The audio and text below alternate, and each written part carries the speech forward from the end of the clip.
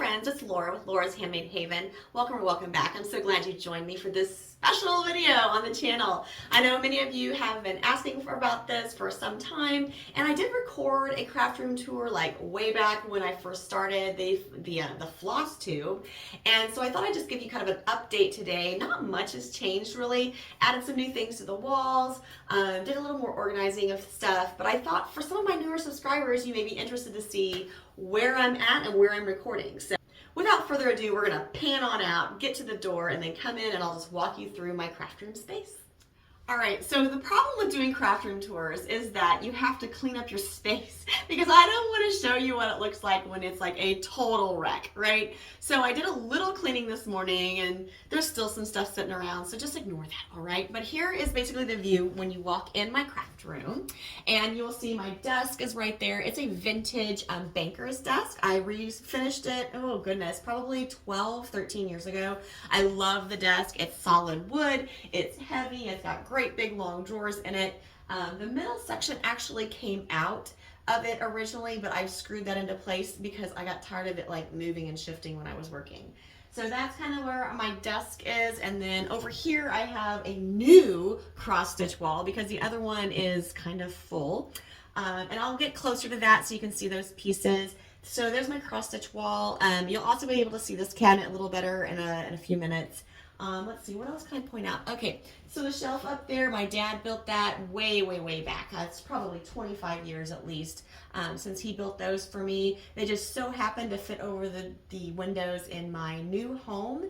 So they're in my craft room. I'm very excited about that. The Mizzou blocks up there, my father-in-law helped me cut all of those blocks, and we stained the edges and then used some Mod Podge and paper and just made those stacking blocks up there. I am definitely a Mizzou fan, so that's why that's up there. So yeah, let's move on in closer to the cross stitch wall too, and you can see what I have framed recently and just how that's coming together. All right, so on this wall, we're gonna start, let's start way over here maybe. Okay, so let's start over here. This is a pattern by Barbie Tinsley, and it's Petal Pusher, I believe. This is the Autumn Glory stitch. Love it, love it, love it. Then I have a collection of stitches that are from the Sweet Memories book. And so those are up here. And then I also have my new stitch that's framed, which is the Lori Holt stitch cards. I believe that's stitch card U, I believe, maybe V. And that is just, I think you may have seen that in one of the floss tubes a few times back. And I did go ahead and add in some more stitching between those squares just to give that more of a finished look. And I think that it turned out really good. So no, it's not Christmas time, but I wanted to make sure this huge stitch was on my wall. This is the Houses on Peppermint Lane. It's a stitch by, or design by Pansy Patch Quilts and Stitchery. Love how this turned out. And I actually had it in my living room last year for Christmas, but I just decided that I wanted to keep it up on my craft room wall. And here to the right of that is a stitch with Fat Quarter Shop. It was their, I think it's Heartstrings is what it was. A few years ago, they did a free stitch along for that. Below there is the Prim and Proper stitch, which is the Lori Holt design. You can find that at Fat Quarter Shop and maybe Amazon even too. I have a lot of Lori Holt stitches just because I really like her designs. So this one you can also see is the, this one here is the Prim stitch. It's also a Lori Holt design. I have the quilt that matches that, but I have the cross stitch hanging in my space. To the right of that is the Little House Needleworks ABC Sampler Homes. And this you can find, I think you can still find those patterns. You may have to check eBay or check some of the cross stitch sites along the web. Like I said, that's the second cross stitch wall. Also I have, okay, so this is the headboard from my childhood bed. It was a brass bed. I spray painted it with some white paint. I believe it was Rust-Oleum. And I just, followed the directions and spray painted it. And then I have, honestly, way too many quilts hanging on it. I have my grandmother's flower garden over here, a cute little mug rug type thing that my friend Carol made me. And then I also have a vintage quilt that you may have seen in one of my vintage quilt series. I haven't decided what to do with it, and I love it so much. So it's just hanging out waiting. And then I also have a signature block quilt that was from some friends in the local quilting guild. Yeah, so that's kind of this little corner. I'll swing you around so you can see the other side of the corner better. Trying to get that so the light isn't glaring on my finishes, but okay. So first up is the quilt kit that my husband bought me a couple years ago for Christmas, and I gotta say he was disappointed because he thought this was all applique, but it's actually a panel, and it's She Who Sews. I love it. It's a Riley Blake pattern or design. So yeah, he got me the kit, so that one just hangs here in my craft room. And then I also have 3 more finishes that I have a video coming up that show you 3 different ways to frame your cross stitch finishes, and these are the 3 you'll see in it. Actually, that's not true. You'll see these 2 and another one that you'll have to watch the video to see. But here's my stitcher. This was a Colorado cross stitcher design, so this one is finally framed. You Are the Boss of Your Own Quilt, which is a Lori Holt design. And then this one is the Featherweight Stitch, which is by Margaret Lee. You can find those in her Etsy shop, or you can also get them at the Featherweight shop. So sitting down here, I'm going to swing you down a little bit. All right, so sitting down here, this is my cedar chest that my grandma gave me when I was like 13 years old. It's filled with some vintage linens and quilts and things like that from her. I really just have all of my little stitch card pillows piled up here. I switch them out in the dough bowl in my living room throughout the year, but in the meantime they just hang out here waiting for me to grab them. These are 3 little, these are also stitch cards that I framed, and I just have them hanging out here because I'm not really sure where I'm going to hang them yet. So for right now they're just laying here waiting for me to decide what to do with them. So yeah, this is just all, in a printer, of course, because you need a printer, and I have a big stapler over there, and yeah, so this is just kind of like a little pretty area, I guess. This chair actually came from my husband's aunt. Her mother-in-law was an avid crafter and sewer, and when she passed away, they had this chair, and she asked me if I wanted it, and I said absolutely, because it's super cool. The inside is like storage, so I can like store some things in there. I haven't quite decided what I'm putting in there yet, so it's just kind of empty right now. But I plan on recovering this, and that will probably be a video coming in 2025. All right, so to the right of the chair is a flower safe. That's what I'm calling it.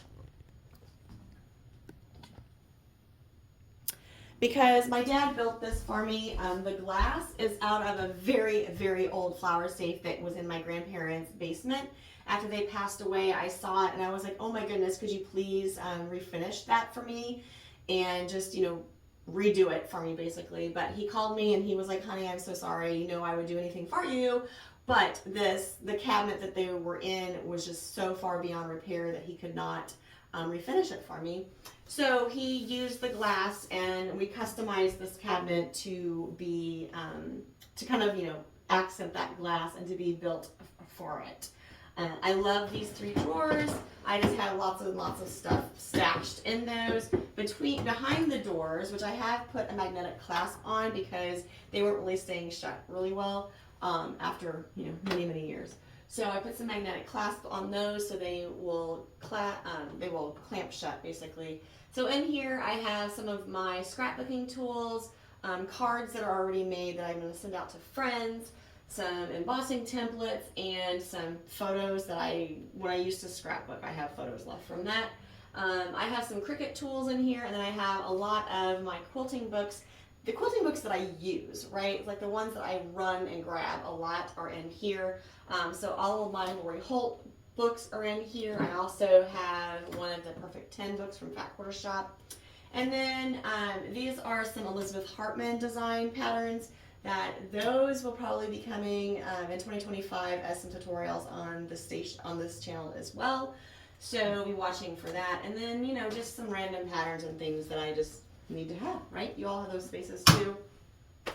On the surface, this is where I'm just like, this is just it's not very clean. But I do have my Cricut Maker 3 back here. I love my Cricut, and be watching for some tutorials and some tips and tricks and just some projects to do with your Cricut if you have one. If not, maybe you'll be inspired to get one because they're super machines. I do have my puzzle here that I'm taking to sit and sew with me. And instead of taking an actual sewing project, I am taking puzzles because it's more I don't know, it's more conversational and more interactive, and people drop by and they do things, and it's fun. So this is the puzzle I'm working on right now. And then let's see, just like, you know, random things in the drawers, nothing too exciting there.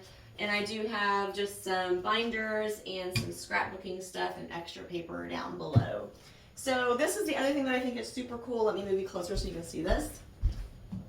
My dad built me this CD tower when I was much younger, and I don't really do CDs anymore, right? So now I use it for scrap storage. So I just fold them down into the correct size, and I store a lot of my scraps in here.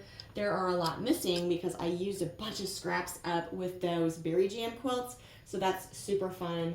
And then I just have some additional pillows stuck in over here just for a little decoration. These are a couple of my dad's cats. He passed away 9 years ago. So just having kind of the memory in my craft space is just, I'm sentimental. So that's where it's at.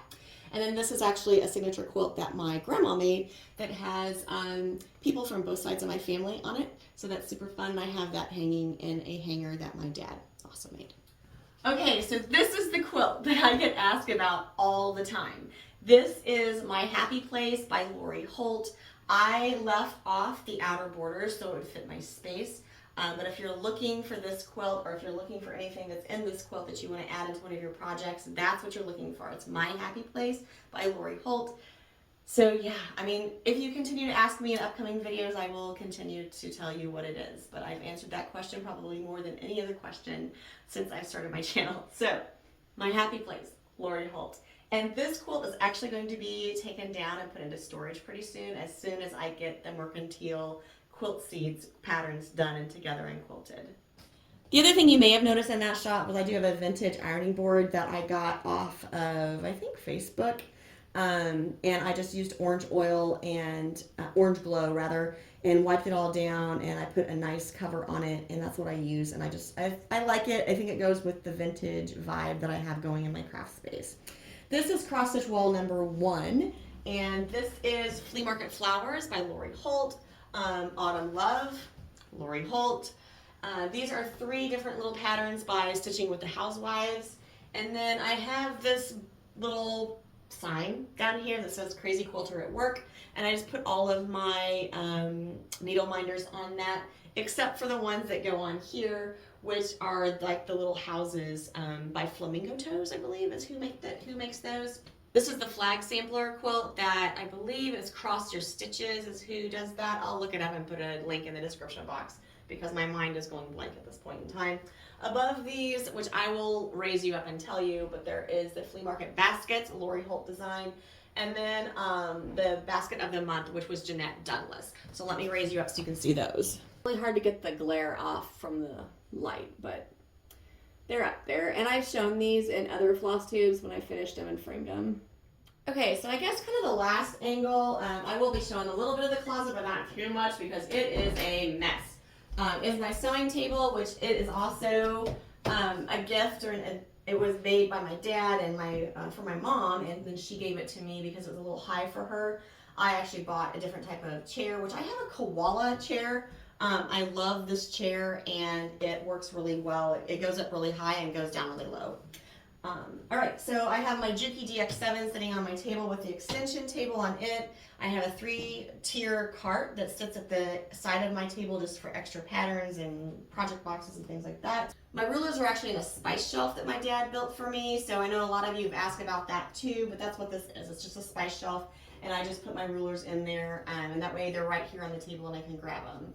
Then I have my scrapbook towers, which again, my dad built for me way back when.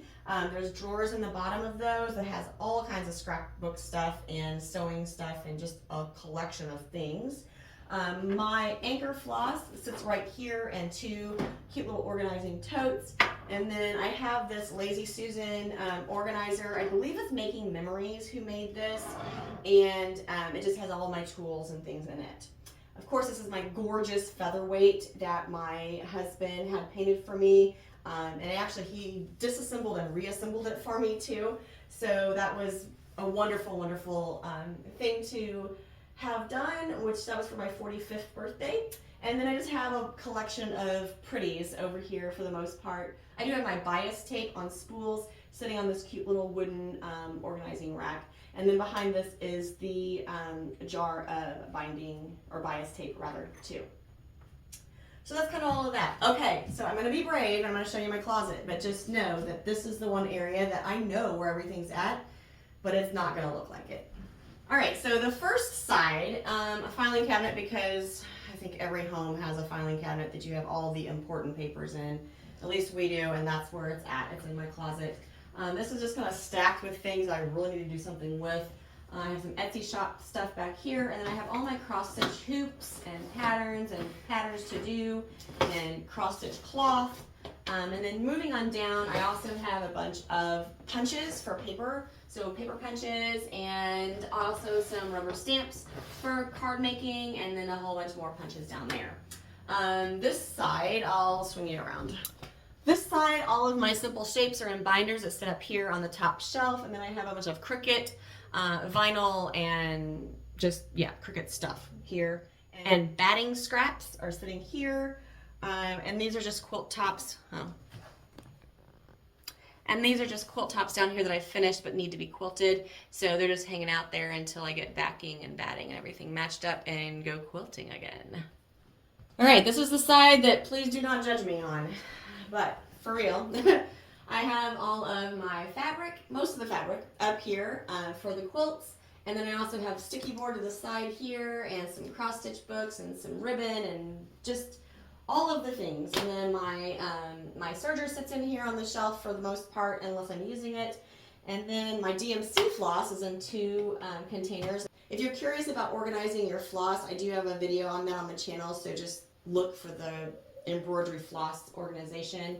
Yeah, and then I just have a bunch of other stuff down here that they're just at different points of progress. But look, then everything closes and you don't have to see it. So that's what makes me sleep better at night. All right, so last thing that tons of people ask me about. Yes, I have a design wall on my closet doors. My closet doors are mirrors, and that was driving me a little crazy. So I took a Fonz & Porter design wall and I cut it in half. I measured the doors, of course, and then cut it to fit the doors. I've adhered it to the doors with some command strip, but I'm using like the Velcro strips.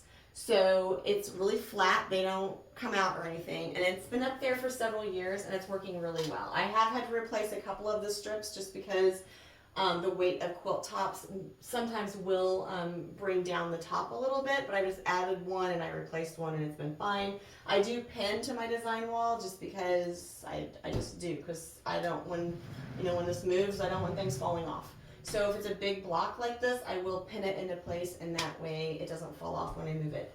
But I try, for the most part, unless I'm getting the quilt top pretty close to finished, I try to keep it so it doesn't go across both doors unless I plan on pinning it, because otherwise it falls down when you open the doors. So that's the drawback. So that's what I would share with that. But yeah, that's my craft space. That's where all the goodies are hidden. All of the craziness is hidden behind these doors. For the most part, it's a great space. I love it, and I'm surrounded by things that make me feel creative and things that I've made. So that just makes me happy. So that's it.